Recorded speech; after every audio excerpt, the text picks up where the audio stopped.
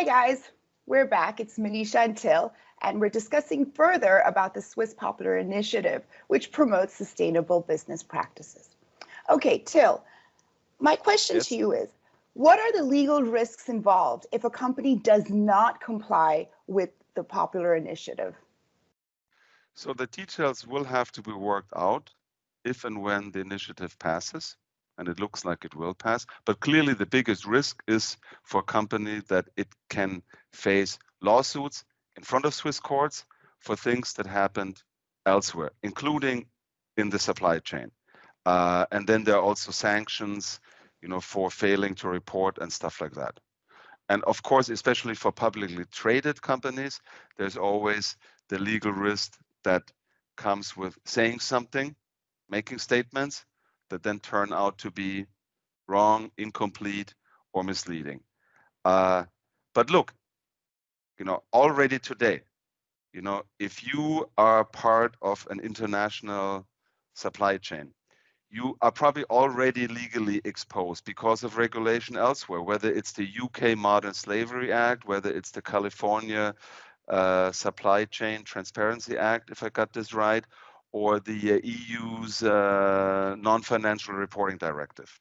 And things are popping up in many, many other countries too.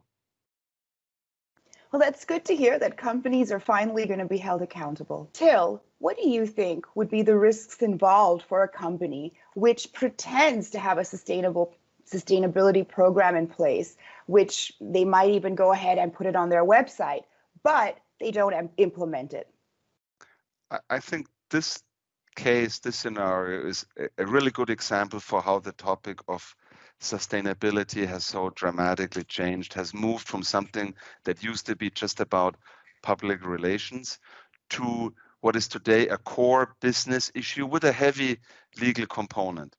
John Ruggie, who was in charge of developing the United Nations guidelines for business and human rights, said it best.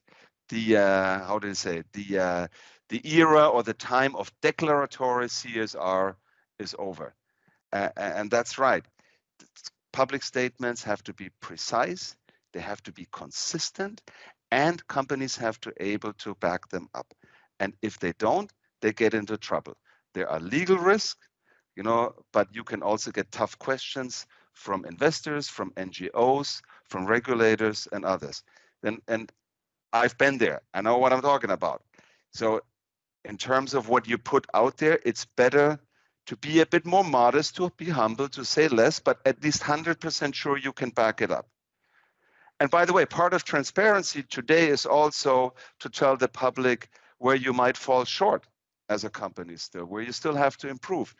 Yes, it's uncomfortable, but it's necessary, and stakeholders actually respect it and appreciate it. Well, thank you for that, Till.